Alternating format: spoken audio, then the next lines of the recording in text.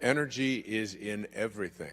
And here's one of the most powerful notions about how you move into this area of bringing higher energy to the presence of lower energy in your life to strengthen rather than weaken you.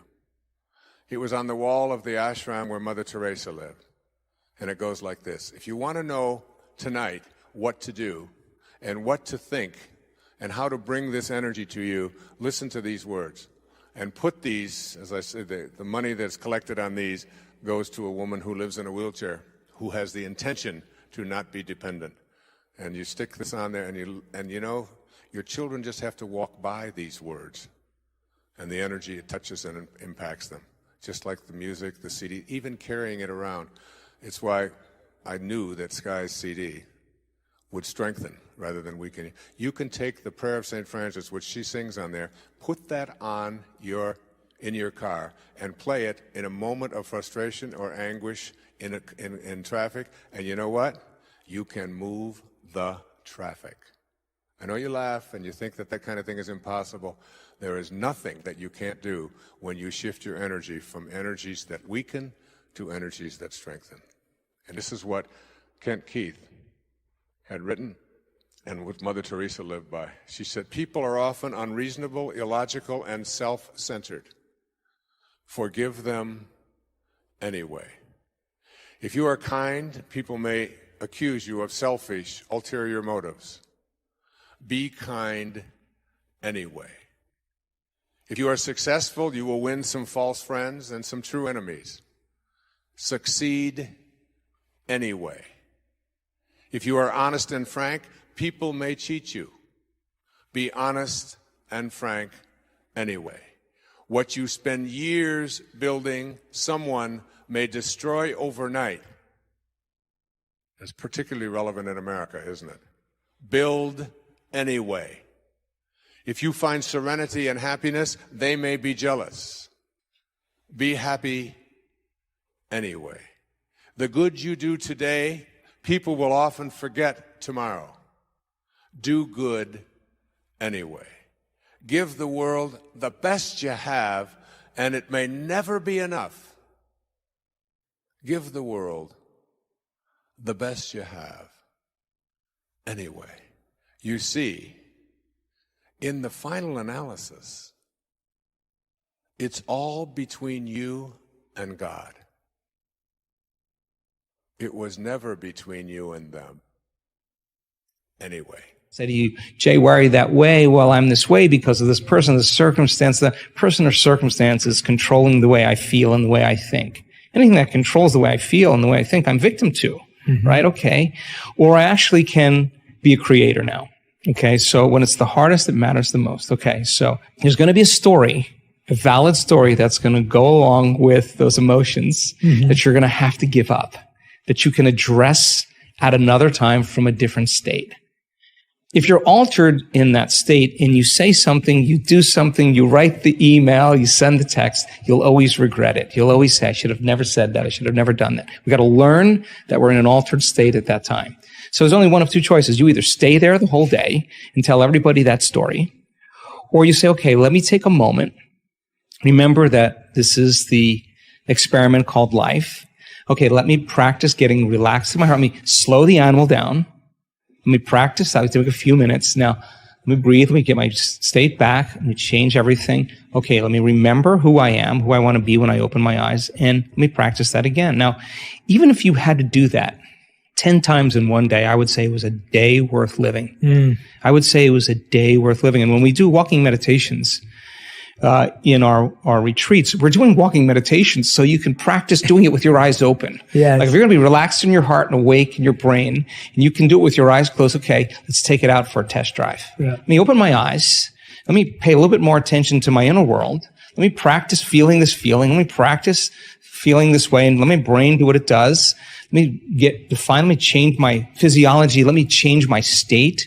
Let me walk as the healed person. Let me walk as the abundant person. Let me walk as if my prayers are answered. Let me walk in this state. If I keep practicing that over and over, it's going to become a habit, right? Yeah. So we hit it as many ways as we can. We have at least 7 or 8 different breaths that we do because we see how they all work in the brain. We have all kinds of meditations. We have sitting meditations. We have standing and walking meditations. We have laying down meditations because we want you to be able to do it with your eyes open, with your eyes closed, standing, walking, any way you can so that you don't default and return back to that person. Now, if you do default, you didn't fail. That's a program. You just went unconscious. And how many times do we have to forget until we stop forgetting and start remembering? That's the moment of change. No one cares how many times you fell off the bicycle. If you ride the bicycle now, you ride the bike. So it's the constant process every single day. And I think that sometimes we look for evidence in our life and it hasn't happened. And I think it's so important that we still show up. Yeah, because that's where you're changing the most. And when you get to that point where you could care less if it happens or not, because you feel so happy, so grateful for who you are, get ready because your life is going to begin to change in magical ways. We've been primed over time from thousands of years that the unknown is a scary place. And so then, by thinking the same thoughts, by making the same choices, by doing the same things that create the same experiences, that produce the same feelings and emotions in time. And those emotions begin to influence your very same thoughts, causes our biology to stay exactly the same. And so we afford people new information, new knowledge, new understandings, new philosophy, new theory. And we inspire them to make new choices, to begin to do new things and break the old habit and relearn, to create new experiences and produce new emotions. And in just a matter of 4 days, people begin to upregulate genes that begin to heal their body and change the way their body functions just by changing the way they think, changing the way they act, and changing the way they feel. The problem is that the brain and body locked into the past, clinging to the known and familiar, where the body has been conditioned to be the mind. The moment a person decides to do something differently or make a different choice, they feel uncomfortable because they've left the known and they've left the familiar. And if the body has been conditioned to be the mind, the animal, the servant, is now the master. And it wants to return back to familiar territory. And as we step out into the unknown and we feel that discomfort, the uncertainty, not being able to predict the next moment, the body begins to influence the mind. And we start to hear the same thoughts. And if we respond to that thought that's hardwired in the brain, and we accept it, we believe it, we surrender to it without saying, is this the truth? That same thought leads to the same choice, which leads to the same behavior, which creates the same experience and produces the same feeling and the same emotion. And the person says, this feels right to me. But all it is that it feels familiar. And so the process of change then is to become conscious of your unconscious thoughts. And the more conscious you become of your unconscious thoughts, the less you will go unconscious to them in your waking day. Think about what is missing in your life, and you talk to your friends about it, and you put your attention and your energy on it in your telephone conversations, and you go to sleep thinking about what is missing, and you have this kind of an energy system going on for you. You will continue to have what you are thinking about show up in your life, and you'll see more and more and more of missingness continue to show up. You can't think about and put your energy on what is missing unless you want it to keep being that way in your life. So that's the first thing you want to shift. That's the first obstacle to reaching this state of what I call intention. Secondly, if you put your thoughts on what is, you will continue to attract what is into your life. The idea is if you can change the way you think and change the way you feel, could you begin to produce outcomes or effects in your life that cause you to believe that you're the creator of your life? instead of the victim of your life, which means then you would have to think greater than that circumstance, and you would have to feel differently in the presence of that circumstance. And if you truly could, and begin to create an outcome, the synchronicity, the serendipity, the coincidence that happens in your life, you're going to pay attention to what you did, and you're going to realize that on some level you had a hand in that, that you were a participant in that. Our interest is to teach people how to reverse that process. If your thoughts are on what is, let's just say you've got a disease process. Cancer, arthritis, the flu, a cold. If your thoughts are on, if you get a sniffle and your thoughts are on, this is in my nose today, but tomorrow it'll be in my throat. On Wednesday, it'll be down in my chest. On Thursday, I'll probably have a fever. I'm going to have to take Friday off. Now, it's Monday morning, and you've got a sniffle, and in your mind, you're taking Friday off with a fever. If this is how you have trained your mind to work, to put your attention on the circumstances of your life, self-actualizing people, Abraham Maslow was a great teacher of mine. I was blessed to know him. I was blessed to be one of his devotees. He died on the 14th of June, 1970, in the same hour that I walked across the stage at Cobo Hall in Detroit receiving my PhD. In the same hour. He passed the baton on. He said, I've taught self-actualization to the academic world. Now you take it to the masses. And Maslow said, self-actualizing people are distinguished from everybody else with this sentence: they must be what they can be. They must be what they can be. And one of those 10 secrets for success and inner peace is that you can't solve a problem with the same mind that created it. And know this, that your mind created everything in your life that you call a problem. And self-actualizing, highly functioning people who live at these extremely, extraordinarily high levels of consciousness never put their thoughts on what is if they don't like what is.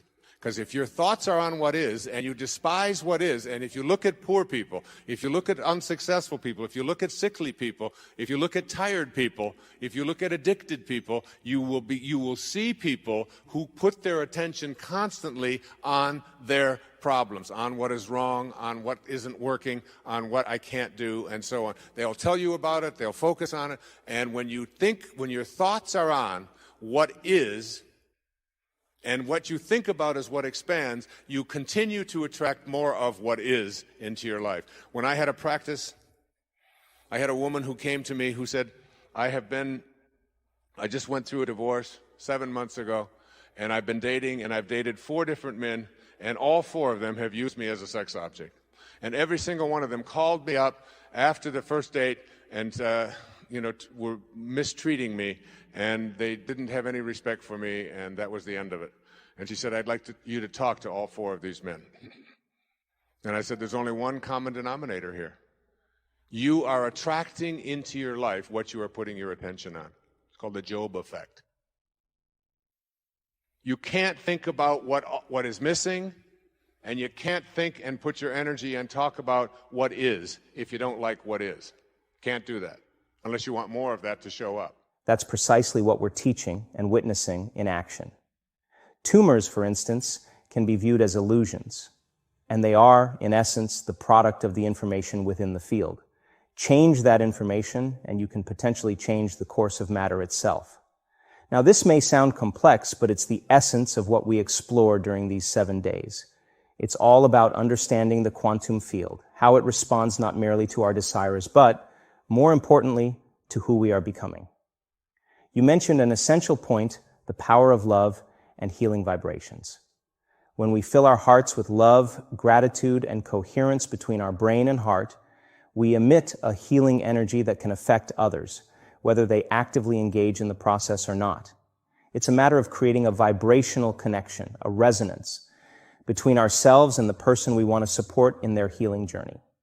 This connection can be incredibly potent, even when they aren't consciously participating. I can confidently say that my beliefs about what's possible have evolved significantly over the last couple of years. I've witnessed astonishing recoveries and transformations that challenge conventional beliefs. For instance, there was a young man with muscular dystrophy who had been confined to a wheelchair for 12 years. In conventional medicine, there's no cure or turning back from such a condition. Yet, through our work, he not only stood up from that wheelchair, but started walking again. It's stories like these that have expanded my understanding of human potential. But it's essential to recognize that entering such a journey requires a particular mindset. When someone receives a diagnosis of a chronic or terminal illness and realizes that conventional treatments aren't working as expected, they reach a crossroads. Some may resign themselves to mediocrity, while others are driven to seek alternatives. Those who seek alternatives and experience healing often transition from wanting to heal themselves to wanting to heal others. They are fueled by a profound desire to share the gift of healing with those they care about.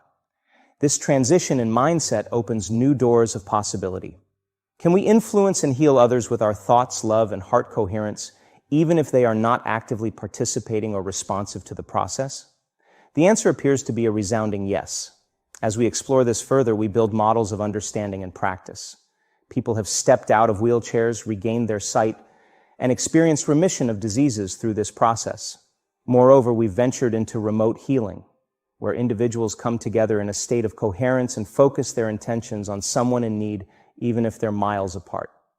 The results have been astounding, often matching or surpassing the efficacy of pharmaceutical drugs.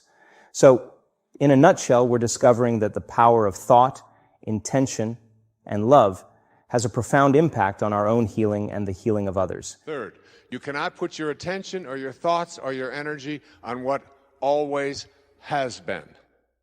If you put your thoughts or your energy on what always has been is what will continue to show up into your life. What always has been is the wake of a boat. Your life is a boat. It's heading up the river in that direction.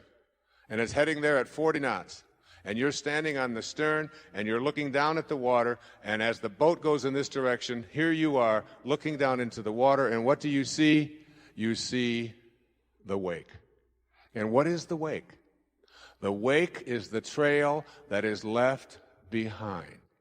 That's what the wake of your life is. That's what the wake of the boat is. And if you ask yourself the question, what's driving the boat?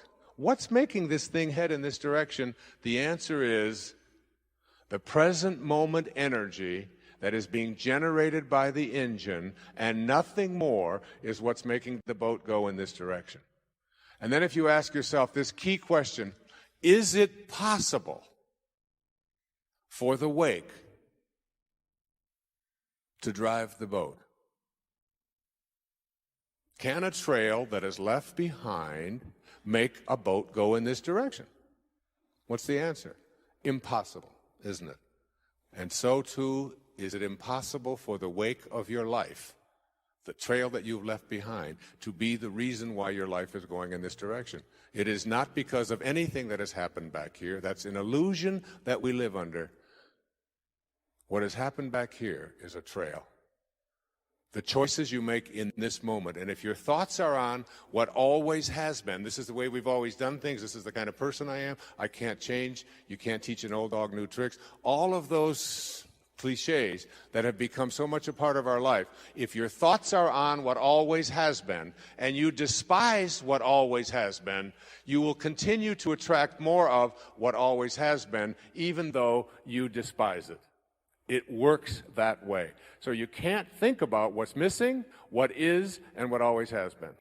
You cannot think about and put your attention on what they want or expect for you if you want that to change in your life. And there's no shortage of people who have an opinion about what it is that you should be or shouldn't be or how you should be doing it. Most of these are your relatives. I have a wonderful book in mind to write. It's called Your Friends Are God's Way of Apologizing for Your Relatives. But if I talk to your relatives, they laugh too. So we all have this idea that the reason I'm not getting where I'd like to be, particularly with young people and working with young people over the years, it's because my parents want this, and my parents think that, and my parents won't let me do this. And I always said, well, but why are you so attached to what your parents think? Well, these are my parents, and I have to do it. I said, you can listen to it, you can take it in, but you don't have to embrace it. You don't have to live by that. And certainly when you become adults, when if there are people out there who convince you that you should or shouldn't be doing this or that, then you're going to continue to attract exactly what it is that they have their attention on. So if you put your thoughts on what they want for you, you tell everybody else about how it makes you go from being blissed to pissed just by being in their presence, just by being on the telephone with them. That person, that in-law, that mother, that father, that grandparent, that child, that whoever it might be, is giving you, or even your neighbors or your friends or whomever, your coworkers, are telling you what you should or shouldn't be, and you don't like the advice that they're giving, and you resent very strongly. One of the 10 secrets for success and inner peace says there are no justified resentments. Your resentments are things that destroy you. So if your thoughts are on what they want for you, and what they want for you is something you don't like, you will continue to attract more of and use the attractor energy of the universe to attract more of what they want for you, even though you are upset about it. So here you go. There are 4 things that you can't do with your mind if you want to move into this state of intention that I'll be speaking about tomorrow. And these are, you cannot put your thoughts on what's missing, on the circumstances of your life, on what you always have been, or what others want for you. So you have to learn to do a somersault into the inconceivable and only put your thoughts or your attention on what you intend to manifest for yourself. Every thought that you have is an energy. Everything in the universe is an energy. And when you have a thought that is a thought that weakens you, which Hawkins speaks about so brilliantly in Power versus Force, that thought, the 10th secret in 10 Secrets says, wisdom is avoiding all thoughts which weaken you. And thoughts change and make you strong or weak depending upon whether or not what you're thinking at any given moment. The instant that you put something into your body and hold it close to it, the moment that you move into the energy field of someone who is negative, and I'll be speaking more about this tomorrow afternoon and doing a little bit more of demonstration on it, that everything in this universe